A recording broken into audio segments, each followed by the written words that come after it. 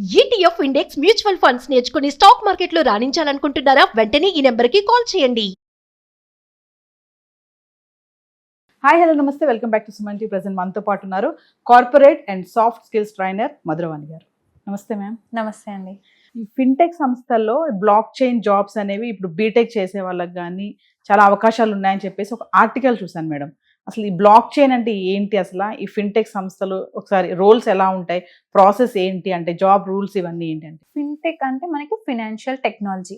ఈ block chain ఏం చేస్తుందంటే ఇప్పుడు మనకు ఫోన్ పే, గూగుల్ పే ఉన్నాయి కదా, సో ఇవన్నీ ఫ్రాడ్స్ కాకుండా పేమెంట్ ట్రాన్స్పరెంట్ గా ఉండటానికి వీళ్ళు బ్లాక్ చైన్ అనే ఒక సాఫ్ట్వేర్ టూల్ యూజ్ చేస్తుంటారు. సో ఇది చేసినప్పుడు ఏంటంటే మనము ఇప్పుడు అదర్ కంట్రీస్ నుంచి మనీ ఎక్స్చేంజ్ చేస్తుంటారు. సో అది ఫ్రాడ్ కాకుండా ఈజీగా విత్ ఇన్ సెకండ్స్ లో ట్రాన్స్ఫర్ చేసేటందుకు ఈ బ్లాక్ చైన్ అనేది యూజ్ చేస్తుంటారు. అంటే ఇప్పుడు ఇందులో జాబ్ అవకాశాలను అంటున్నారు కదా, అంటే ఎవరెవరు ఎన్రోల్ చేసుకోవచ్చు, అంటే ఫ్రెషర్స్ కి కూడా అవకాశాలు ఉంటాయా? అంటే ఖచ్చితంగా ఫ్రెషర్స్ కి ఉంటాయి. అంటే మనం 2030లో చూసుకుంటే ఫిన్టెక్ విత్ బ్లాక్ చైన్ అనేది చాలా ఆపర్చునిటీస్ వస్తాయి.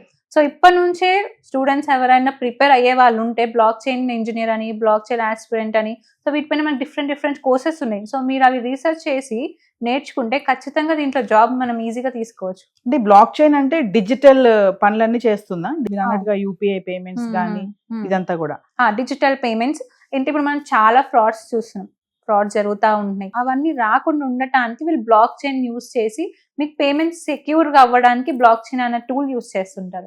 అంటే ప్రెసెంట్ ఇప్పుడు అంతా కూడా ఆర్టిఫిషియల్ ఇంటెలిజెన్స్ వల్ల లే ఆఫ్స్ అని మాట్లాడుకుంటున్నాం మనము. ఈ టైంలో ఈ బ్లాక్ చైన్ వాళ్ళు ఈ జాబ్స్ ఇలాంటి ప్రాసెస్ తీసుకురావడం అనేది ఎందుకంటే క్లాషెస్ ఏంటి అంటే మన బ్లాక్ చైన్ అనేది సైబర్ సెక్యూరిటీ ప్రొవైడ్ చేస్తుంది, which AI can't do. So మనకి ఏఐ ఇలాంటిది ఇవ్వలేదు కాబట్టి అందుకనే మనకి ఇప్పుడు హైక్ వస్తుంది. ఎక్కడ చూసినా కానీ బ్లాక్ చైన్ ఫిన్టెక్ టెక్నాలజీకి ఎక్కువ హైక్ ఇస్తున్నారు అనమాట. అంటే సైబర్ సెక్యూరిటీ కోర్స్ అంటారు, దీనికి సంబంధించేనా? అంటే సైబర్ సెక్యూరిటీ నేర్చుకుంటే మనం ఇది కూడా ఒక అడ్వాంటేజ్ అవుతుంది బ్లాక్ చైన్. ఓకే, అంటే బ్లాక్ చైన్ అంటే అసలు ఏంటండి? అంటే బ్లాక్ చైన్ ఒక టూల్. ఇప్పుడు మీ పేమెంట్ సెక్యూర్ గా అవుతుందంటే వీళ్ళు మీ డేటాని బ్లాక్స్ లలో సేవ్ చేసుకొని ఉంటారు బ్లాక్ చైన్ దాంట్లో. Type of tool. అంటే ఇప్పుడు ఆర్టిఫిషియల్ ఇంటెలిజెన్స్ లాగా ఇది ఒక టూల్ అనుకోవచ్చా? ఆర్టిఫిషియల్ ఇంటెలిజెన్స్ ఏంటంటే మీ వరల్డ్ లో ఏ క్వశ్చన్ అడిగినా చెప్తుంది, మీరు ఏ క్వశ్చన్ అడిగినా ఆన్సర్ ఇస్తుంది. కానీ బ్లాక్ చైన్ ఓన్లీ మీ ఫినాన్షియల్ పేమెంట్స్ కోసం మాత్రమే. ఓకే, సో అంటే దీంట్లో ఎన్రోల్ చేసుకోవాలి అంటే స్టూడెంట్స్ ఎలిజిబిలిటీ క్రైటీరియా కానీ ఇవన్నీ ఎలా ఉంటాయి, ఎవరు రావచ్చు అంటే? కంప్యూటర్ సైన్స్ వాళ్ళు కానీ, లేకపోతే ఇప్పుడు కొంతమంది జావా, పైథాన్ అట్లాంటి డెవలపింగ్ కోర్సెస్ నేర్చుకుంటారు కదా, సో వాళ్ళు కూడా ఫ్రెషర్స్ లాగా వెళ్ళొచ్చు. ఫ్రెషర్స్ లాగా వెళ్తే కంపెనీ ట్రైనింగ్స్ ఇస్తుంది, దాని ప్రకారం దాంట్లో ఫ్రెషర్ లాగా జాయిన్ అయ్యి మీరు ఎక్స్పీరియన్స్ తీసుకోవచ్చు. ఓకే, అంటే మనకి సిటీస్ లో కూడా ఇప్పుడు బ్లాక్ చైన్ కంపెనీస్ అని ఉన్నాయా? మీరు ఏ ఫినాన్షియల్ కంపెనీ తీసుకున్నా వాళ్ళు ఖచ్చితంగా ఈ బ్లాక్ చైన్ అనేది టూల్ యూస్ చేస్తున్నారు. ఓకే, అంటే ఐటీ సెక్టర్స్ లో కూడా ఇప్పుడు మీరు ఫినాన్షియల్ టెక్నాలజీ అంటే మీకు ఇప్పుడు యాప్ ఉంది, మొబైల్ యాప్, అది ఎవరు చేస్తారు? ఐటీ వాళ్ళే చేసిస్తారు. ఓకే, అంటే ఇప్పుడు బీటెక్ లో చాలా మంది సిఎస్సి కోర్స్ తీసుకుంటా ఉంటారు, కంప్యూటర్ అండ్ సైన్స్ అనేసి. అంటే ఆ సిఎస్సి కోర్స్ తీసుకున్న వాళ్ళకి ఇప్పుడు ఈ బ్లాక్ చైన్ ఈ జాబ్స్ అనేవి చాలా యూజ్ అవుతాయి అని అంటే? అవుతాయండి, యూజ్ అవుతాయి. అంటే సిఎస్సి అనే కాదు, మనకి ఐటీ అనే ఒక కోర్స్ కూడా ఉంటుంది. సో వాళ్ళకు కూడా ఈ జాబ్ అనేది యూజ్ అవుతుంది. కాకపోతే వాళ్ళు ఓన్లీ సబ్జెక్ట్ కాకుండా ఇంకొంచెం అడ్వాన్స్డ్ కోర్సెస్ నేర్చుకుంటే అవి ఇంకొంచెం హెల్ప్ఫుల్, యాడెడ్ అడ్వాంటేజ్ అనొచ్చు మనం. అంటే మనం గతంలో ఒక వీడియోలో మాట్లాడుకున్నాం, బీటెక్ చేసే వాళ్ళు బీటెక్ చేస్తూ కూడా ఏఐ కోర్సులు నేర్చుకోవాలని చెప్పినప్పుడు మనకు చాలా కామెంట్స్ కూడా వచ్చాయి ఆ వీడియోస్ కి. ఏంటంటే ఈ కోర్సులు నేర్చుకుంటూ మనము అంటే చదవడం అనేది చాలా, అంటే అది సబ్జెక్ట్ చదువుకోవాలి, ఈ కోర్స్ కూడా నేర్చుకోవాలంటే ఎట్లా మేనేజ్ చేసుకోవాలని కూడా కొంతమంది అడుగుతూ ఉన్నారు. అది దానికి ఎలా మీరు ఆన్సర్ ఇస్తారు? ఇప్పుడు మీరు 9 to 4 ఉంటుంది మీ కాలేజ్ అయిపోయినాక ఒక 1 hour వెళ్ళండి. సో డైలీ 1 hour మీరు ఎడ్యుకేషన్ కి స్పెండ్ చేయొచ్చు కదా. ఇప్పుడు మన వాళ్ళు రోజు చదివే రకాల కాదు కదా, ఎగ్జామ్ ముందే బుక్స్ తీయాలి, చదవాలి. సో మీరు నిజంగా మీ కెరియర్ పైన ఇంట్రెస్ట్ ఉంది, మీకు హోప్ ఉంది, మీరు ఏదైనా సాధించాలనుకుంటే ఖచ్చితంగా మీరు టైం ఇవ్వాల్సిందే. మీ సబ్జెక్ట్, మీ కోర్స్ కాకుండా ఈ ఎక్స్ట్రా కోర్స్ నేర్చుకుంటే అది ఖచ్చితంగా మీకు యాడెడ్ అడ్వాంటేజ్. చాలా మందికి బీటెక్ అయిపోతున్నా కూడా యాక్చువల్ గా 3rd year 4th year లో ప్లేస్మెంట్స్ రావడం జరుగుతూ ఉంటది.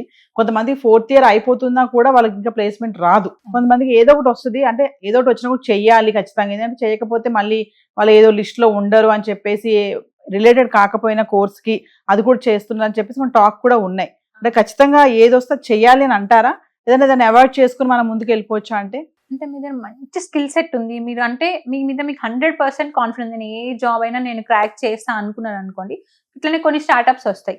సో మీరు అది అవాయిడ్ చేసి ఎంఎన్సీకి వెళ్ళాలి అనుకుంటే స్టార్టప్స్ అవాయిడ్ చేసి కొంచెం టైం ఇన్వెస్ట్ చేసి ఎంఎన్సీ కంపెనీకి వెళ్ళొచ్చు. ఎందుకంటే స్టార్ట్అప్ కున్న రిస్క్ మనకి ఎంఎన్సీలో ఉండదు. స్టార్ట్అప్ కి ఎక్కువ రిస్క్ ఉంటుంది. మనకి లే ఆఫ్స్ ఎప్పుడు వస్తాయో చెప్పలేము మనం.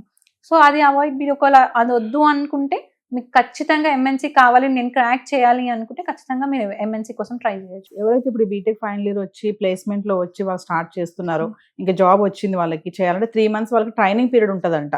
రీసెంట్ గా ఒక అబ్బాయితో నేను మాట్లాడాను, ఫైనల్ ఇయర్ అబ్బాయి, ఇంకా 1 month లో అయిపోతుంది కాలేజ్, జాబ్ ప్లేస్మెంట్ వచ్చింది, బట్ 3 months ట్రైనింగ్ ఉంటుంది అని చెప్పాడు అబ్బాయి. అంటే 3 months ట్రైనింగ్ అయ్యాక తనని రిక్రూట్ చేసుకుంటారంట పర్మనెంట్ గా.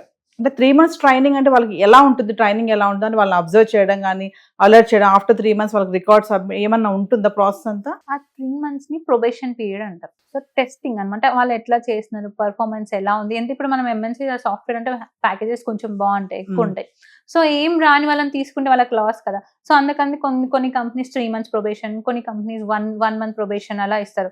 అండ్ ఇంకో కంపెనీస్ ఏం చేస్తాయి అంటే స్టార్టింగ్ ఈ 3 months మీకు ఒక 25,000 ఉంటుంది. ఒకవేళ మీ ప్రొబేషన్ 3 months అయిపోయిన తర్వాత మీకు 30,000, 40,000 అట్లాంటి ఆఫర్స్ కూడా ఇస్తుంటారు. ఓకే. సో ఇవి ప్రొబేషన్ పీరియడ్ అనేది వాళ్ళ పర్ఫార్మెన్స్ ఎలా ఉంటుంది, వాళ్ళ స్కిల్ సెట్ టెస్ట్ చేయడానికి ప్రొబేషన్ పీరియడ్ పెడుతుంటారు. అంటే 3 months కూడా సీరియస్ గా వర్క్ చేయాలి ఖచ్చితంగా. మీరు ఈ కంపెనీలో కంటిన్యూ అవ్వాలి అనుకుంటే ఖచ్చితంగా చేయాలి. కొన్ని కంపెనీస్ ప్రొబేషన్ బోనస్ అని కూడా ఇస్తుంటాయి. 3 months కంప్లీట్ అయిపోతే బోనస్ ఇస్తారు, హైక్ ఇస్తారు. అలాంటివి కూడా పాలసీస్ ఉంటాయి కంపెనీస్ లో. అంటే 3 months ట్రైనింగ్ అక్కడ తీసుకొని వేరే కంపెనీకి వెళ్ళొచ్చా? అది వెళ్ళొచ్చు, కాకపోతే ఇప్పుడు మీరు రెజ్యూమ్ లో ఏం చేస్తారు, 3 months వర్క్ చేసాము అని పెడతారు. మీకు హెచ్ఆర్ నుంచి ఫస్ట్ షూట్ అయ్యే క్వశ్చన్ ఏంటి, ఎందుకు 3 months వర్క్ చేసావు? సో ఇప్పుడు కంపెనీ వాళ్ళు ఏమనుకుంటారు, ఈ అబ్బాయి అక్కడనే 3 months చేయలేరు, మన కంపెనీలో ఎలా చేస్తారు? ఇప్పుడు కంపెనీ వాళ్ళ ప్రీవియస్ కంపెనీలో 3 months ఇన్వెస్ట్మెంట్ చేసి ట్రైనింగ్ ఇప్పించినాక కూడా వెళ్ళిపోయారు. సేమ్ అదే మా కంపెనీలో రిపీట్ చేస్తే సో అట్లా అని మాక్సిమం రిజెక్ట్ చేస్తారు. ఈ పాయింట్ లో కూడా రిజెక్షన్ ఉంటుంది. Thank you.